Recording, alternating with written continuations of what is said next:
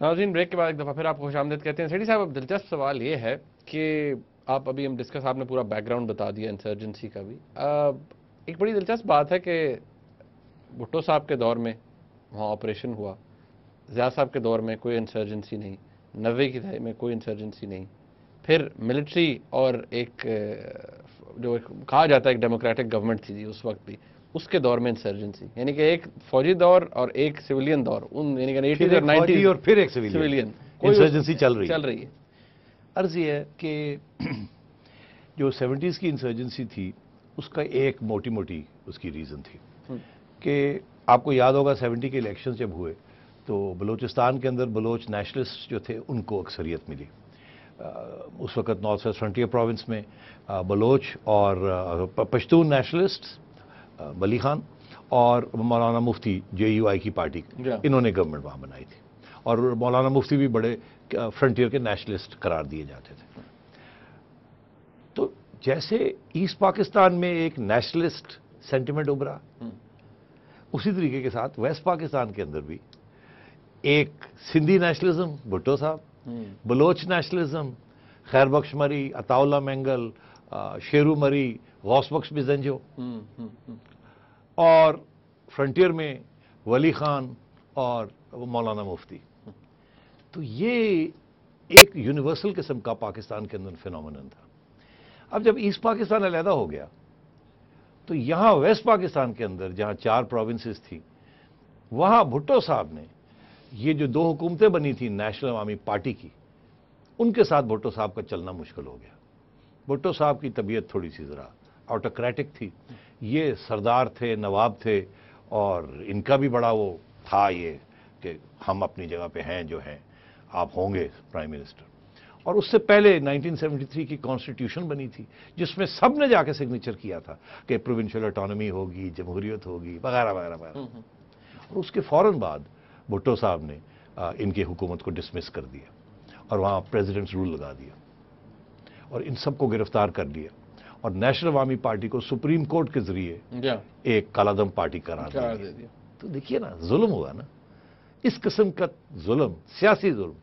तो फिर क्या आपका ख्याल था, अगर आप मजदूर तबका होता तो वो सड़क पे एहतजाज करते, फिर 4 लोग गिरफ्तार हो जाते, एक छोटा सा लाठीचार्ज होता और वो जेल में चले जाते, फिर 3 दिन के बाद जेल से बाहर आ जाते। बिल्कुल ऐसे ही है ना। सेटल्ड इलाकों में तो यही होता है ना कि आप प्रोटेस्ट करते हैं। कबायली इलाकों में ऐसे नहीं होता, हर बंदे के पास बंदूक होती है। वो उनकी प्रोटेस्ट मेथड ही है ठाठा करना। जब ठाठा करते हैं तो फौजें आ जाती हैं विद द रिजल्ट कि फिर वो हाथ से बात गेम निकल जाती है। तो अर्ज में आपसे ये कर रहा हूं कि वहां भी एहतजाज हुआ था, वो किसी सेपरेटिज्म के लिए एहतजाज नहीं हुआ था, वो अपने जो उनके हक थे या हकूक थे उनके लिए उन्होंने एहतजाज किया था। उनका एहतजाज का तरीका ठाठा का है, जहां यहां हम शोर डालते हैं, टीवी के ऊपर हो जाता है, टेलीविजन के ऊपर आ जाके सारा कुछ, सड़कें ब्लॉक कर देते हैं। ये एक अपने अपने इलाके में ये इस किस्म की चीज है। तो वो फिर बात बढ़ गई, क्योंकि जब रिप्रेशन होती है, जब आप से ठाप पड़ती है, तो कुछ लोग तो अंदर हो जाते हैं, कुछ लोग और तैयार हो जाते हैं और एक जज्बा बन जाता है। तो ऐसे नेशनलिज्म, सब नेशनलिज्म उभरती है जब रिप्रेशन होती है, रिप्रेशन।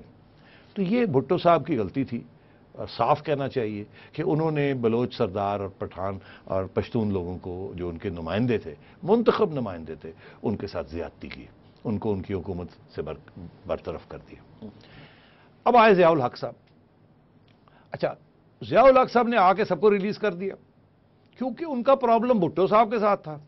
वो तो बड़े खुश हुए भुट्टो साहब की होगी छुट्टी, क्योंकि वो जात तक आ जाती है ना बात जब इस किस्म की चीज होती है।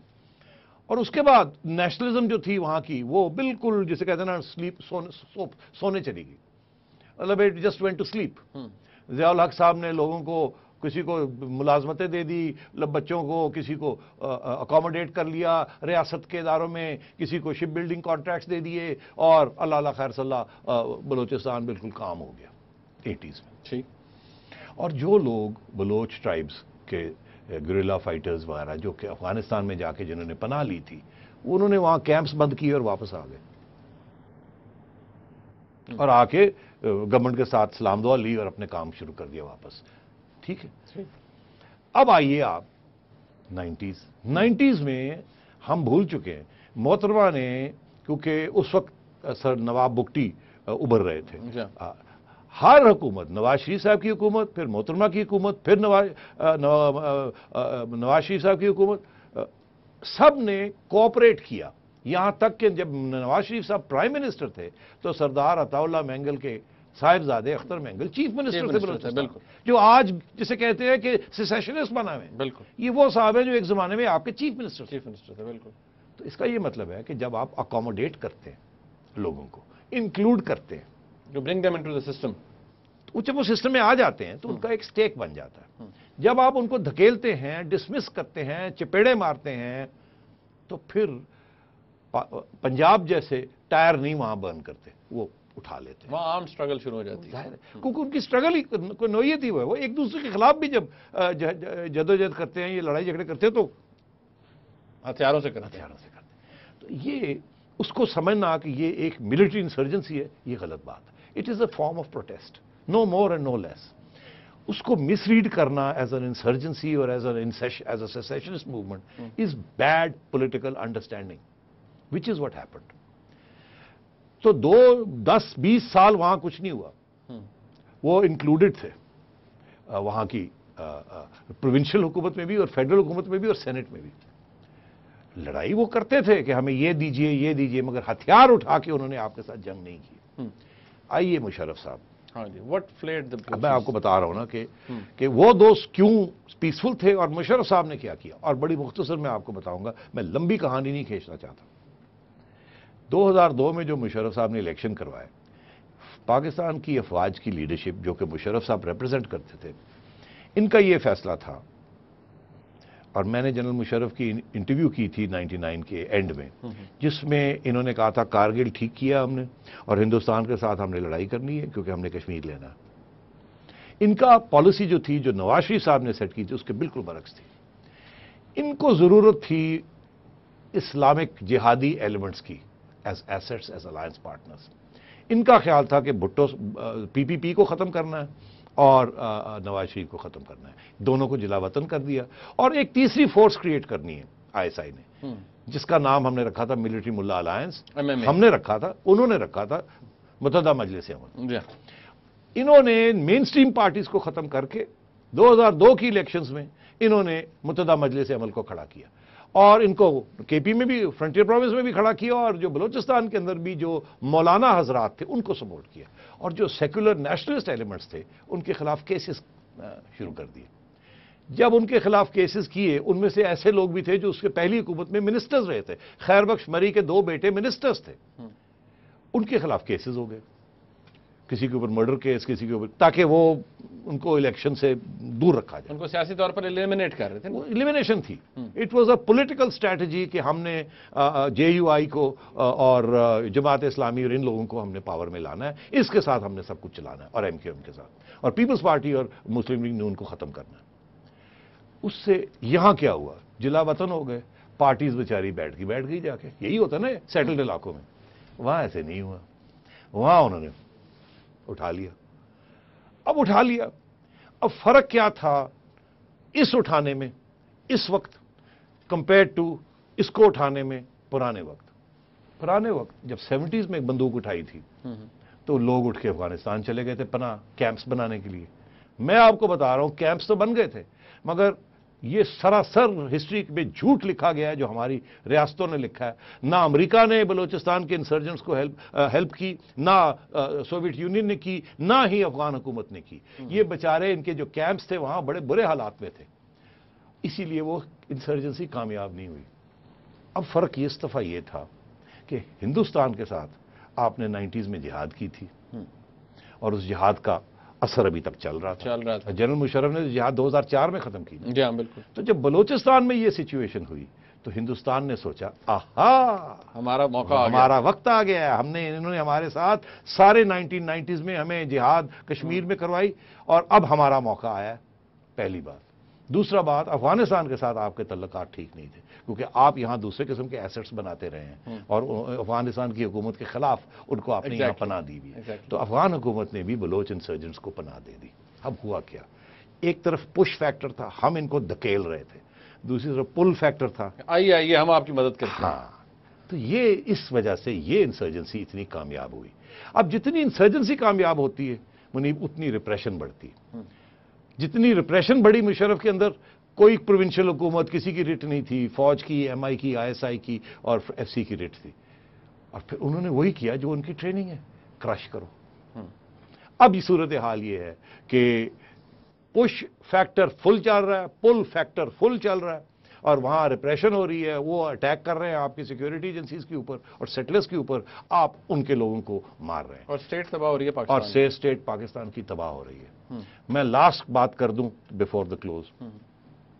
देखिए, चले क्लोज कर ले, मैं इसको बाद में करता हूं, बिकॉज ये भी अच्छा एक छोटा सा पॉइंट है विच इज वेरी इंपॉर्टेंट कि आगे क्या होने जाएगा। नाज़रीन, एक ब्रेक लेते हैं और जब ब्रेक के बाद वापस आएंगे तो कुछ ऐसे सवालात हैं जो कि आजकल पूछते हैं हमारे जो बलोच भाई हैं, वो भी हमसे पूछते हैं, वो सेठी साहब से हम पूछेंगे। बड़े तल्ख सवालात हैं, शायद उनके जवाबात भी यकीनी तौर पर तल्ख होंगे। एक ब्रेक के बाद हमारे साथ रहिएगा।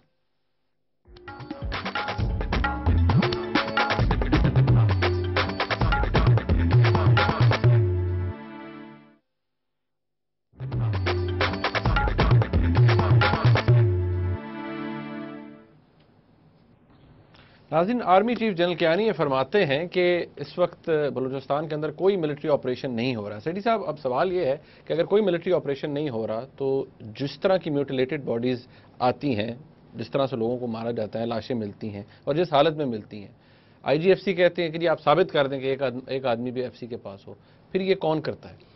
देखिए, जनरल कियानी जो कहते हैं टेक्निकली लीगली सही कहते हैं, प्रैक्टिकली गलत। इस वक्त स्वात के अंदर, जब स्वात के अंदर फौज गई थी तो फौज गई थी ना, बट एक आईनी ढांचे के अंदर गई थी ना, in aid to civilian power. Exactly.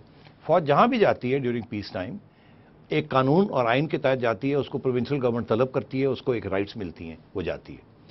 ये अंडर सर्टन ऑर्डिनेंसेस जो सिविलियन गवर्नमेंट अप्रूव किए, फेडरल गवर्नमेंट भी और प्रोविंशियल गवर्नमेंट भी, वहां फ्रंटियर कोर को ये सहूलतें मिली हैं। So technically General Kayani is right कि वहां आर्मी एक्शन नहीं हो रहा, but practically the army is in charge of combating insurgency and law and order in Balochistan and the Frontier, army and Frontier को वो वहां फिर इंटेलिजेंस एजेंसीज जो हैं वो इन्वॉल्व हो जाती हैं। जो आप किसी सीनियर बलोच पॉलिटिशियन को पूछ लें, वो कहेंगे जी हम तो नहीं बलोचिस्तान की लॉ एंड ऑर्डर को कंट्रोल कर रहे, वो कहते हैं तो कुछ भी नहीं कर सकते, कुछ नहीं कर रहे। वो governor, core commander, IG frontier को और chief of army staff and ISI and MI ये कंट्रोल कर रहे हैं बलूचिस्तान की जो कॉन्फ्लिक्ट चल रही है वहां। एक प्रोविंशियल गवर्नमेंट है, उसके हाथ में लॉ एंड ऑर्डर नहीं है, वो सारा इनके हाथ में है, और वो एक आईनी ढांचे के अंदर वो गए। तो जनरल कियानी सही कहते हैं जी हम तो नहीं है वहां, आर्टिकल 245 के जरिए, मगर एक्चुअली वो हैं, उन्हीं के तहत सब कुछ हो रहा है। भुट्टो साहब के जमाने में भी आर्मी गई थी वहां in aid of civil power, और उनके पास भी इसी किस्म की सहूलतें थी, लोग उठा के ले जाते थे।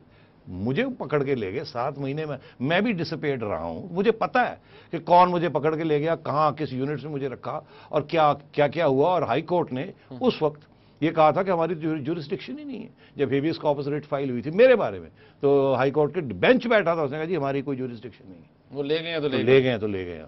तो मतलब मैं इस किस्म की मैं आपको बात बता रहा हूं, तो मैं तो प्रैक्टिकल एक्सपीरियंस से आपको बता रहा हूं कि जो डिसअपेयरेंसेस हैं they are all done by the agencies of the Pakistani military and frontier को, ये सब कर रहे हैं, इसमें कोई शक नहीं, जो उठाया जाता है एब्सोल्युटली कोई शक नहीं, और कोई नहीं कर रहा।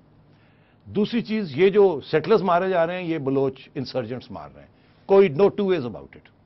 तीसरी चीज ये है, क्योंकि जब से ये अदालतों में ये सिलसिला शुरू हो गया है, डिसअपेयरेंसेस, रिट पिटिशंस, कमीशंस वगैरह वगैरह, तो हुआ ये है कि रियासत के जो इदारे हैं उन्होंने नॉन स्टेट एक्टर्स क्रिएट कर दिए। आपको याद होगा non state actors east Pakistan में भी हमारी फौज ने क्रिएट किए थे, आपको याद है? हमारे नॉन स्टेट एक्टर्स वहां भी हमने क्रिएट किए थे टू कॉम्बैट, जिनको हम समझते थे कि ये सेसेशनिस्ट हैं, ये इंडियन एजेंट्स हैं, और वहां भी इस किस्म की क्लेंजिंग हुई थी। जब वहां सिविल वॉर शुरू हो गई थी तो सबसे पहले पाकिस्तान की आर्मी ने हिंदुओं को टारगेट किया था वहां। आप मेरी बात समझ रहे हैं? इसी तरीके के साथ यहां जो बलोच इंसर्जेंट्स हैं वो पंजाबी सेटलर्स को टारगेट कर रहे हैं, बिकॉज उनका ये कहना है कि ये पंजाबी एस्टैब्लिशमेंट है, इट डजंट मैटर कि जरदारी बैठा है, सिंधी बैठा है ऊपर या नहीं, कंट्रोल जो है वो पंजाबी एस्टैब्लिशमेंट का है। Meaning Punjabi army and it's security agencies, meaning कि अगर ये एजेंसियां हैं इसके 70-80% जो इसके अंदर लोग इनको कंट्रोल करते पंजाबी हैं पंजाबीज एंड सो ऑन। तो that's where it comes from. अब आप आइए, ये यहां भी नॉन स्टेट एक्टर्स क्रिएट हो गए हैं ताकि बाहर ही से ही लोगों को उठाए और फारग कर दिया जाए, ताकि ये डिसअपेरेंसेस की बात ही ना हो और ना ही किसी एजेंसी के फुटप्रिंट्स आपको नजर आए। तो दोनों साइड्स एक वॉर सिचुएशन है जिसमें दोनों sides are breaking the law, both sides. तो ये तो मैंने कह दिया। अब मैं माइंड ना करना, मैं एक चीज रह गई थी जो मैं आगे कहना चाह रहा था, क्योंकि अब सवाल है कि सोल्यूशन क्या है, सोल्यूशन क्या, ठीक है ना, क्योंकि ये तो हो गया ना तू मैं मैंने आपको बता दिया कि क्या फौज कर रही है, क्या इंसर्जेंट्स कर रहे हैं, क्या रोल है बैरूनी पावर्स का, किस हद तक है, किस हद तक नहीं है, सोल्यूशन जल्दी से। पुश फैक्टर और पुल फैक्टर क्या है, back to push factor and pull factor. कुछ लोग कहते हैं कि ये जरदारी साहब ने मुझे कहा एक इंटरव्यू में कि जी वो मैंने अब ये बलोचिस्तान पैकेज किया है और लड़कों को बुला लूंगा, सब ठीक हो जाएगा। नहीं हुआ ना, नहीं हुआ। क्यों नहीं हुआ? आप आज लोग कहते हैं अगली इलेक्शन आ रही है, जनरल एमनेस्टी दे दें और सबको कहे वापस आ जाओ, इलेक्शन में हिस्सा ले लो। आप अगर एमनेस्टी देंगे भी वो नहीं आएंगे। इसका मतलब है कि ये सिर्फ ये बात नहीं है कि आज आप अनाउंस कर दें उनके कि आपको वापस आपको आपके हक मिल रहा है, आपके खिलाफ सारे केसेस बंद हो गए हैं तो वो आ जाएंगे वापस, इंसर्जेंसी खत्म हो जाएगी। नहीं, क्यों? मैंने आपसे कहा पुश एंड पुल फैक्टर। अब रिवर्स हो गया, आप उनको पुल करें by amnesty, by giving them a stake, मगर जब तक वहां से पुश नहीं होगी पीछे से तो उस वक्त तक वो नहीं आएंगे। और वो तो खींच रहे अपनी तरफ, वो नहीं, वो पुश कब होगी? जब वहां से पुश किए जाएंगे जहां उनके पनाह है, जहां से उनको इमदाद मिलती है, फिर वो यहां आएंगे। मगर यहां कंडीशंस क्रिएट करनी पड़ेंगी आपको उनको वेलकम करने की। सिर्फ वेलकम करने की कंडीशंस और वहां से पुश फैक्टर ना हो तो कुछ नहीं होगा। और वो पुश फैक्टर उस वक्त होगा जब पाकिस्तान और हिंदुस्तान की प्रॉक्सी वॉर्स एक दूसरे के खिलाफ खत्म होंगी, जब ये नेशनल सिक्योरिटी स्टेट नहीं रहेंगी, जब इस इलाके में हम तजारत करेंगे और अमन की बात करेंगे, तो फिर ना हिंदुस्तान आपके खिलाफ लोगों को उकसाएगा, ना आप हिंदुस्तान के खिलाफ आप दूसरे लोगों को हिंदुस्तान में उकसाएंगे। और इसी तरीके के साथ जब अफगानिस्तान में अमन होगा तो अफगान आपके लोगों को पनाह नहीं देंगे, जो आपके खिलाफ कार्रवाई करते हैं उन्हें कहेंगे जाओ घर जाओ। और जब तक ये सारी रीजन के अंदर पाकिस्तान ईस्ट बॉर्डर और वेस्ट बॉर्डर के साथ आपकी सिक्योरिटी एस्टैब्लिशमेंट अमन का मुआहदा नहीं करती, तालिबान के साथ नहीं, हिंदुस्तान की हुकूमत के साथ और अफगानिस्तान की हुकूमत के साथ, उस वक्त तक पाकिस्तान के अंदर अमन नहीं होगा और बलूचिस्तान का मसला हल नहीं होगा। सेठी साहब, वक्त ख़त्म हो गया है मेरे पास। ज़्यादा ज़्यादा ये कहूँगा, 2005 में आपने एक आर्टिकल लिखा था जिसमें आपने कहा था कि जब ये मिसिंग पर्सनस का मामला उभरेगा कोर्ट्स के अंदर तो उसके बाद मिसिंग पर्सनस की तादाद और फिर वो बढ़ेगी और किल एंड डंप ऑपरेशन भी बढ़ेगा। तो वही हुआ, क्योंकि मुशर्रफ साहब को पता ही नहीं था कि ये क्यों ये कर रहे हैं। इतनी एरोगेंस और मगरूर थे वो, और उनकी जो मिलिट्री एजेंसियां थी जिन्होंने जाके अकबर बुगटी साहब को एक शहीद बनाया और उसके बाद ये मिलिट्री एक्शन वहां किया। वक्त खत्म हो गया। सेठी साहब, नाज़रीन आपने प्रोग्राम देखा, इसका फीडबैक हमें ज़रूर दीजिएगा। देखने का बहुत शुक्रिया। अल्लाह हाफ़िज़।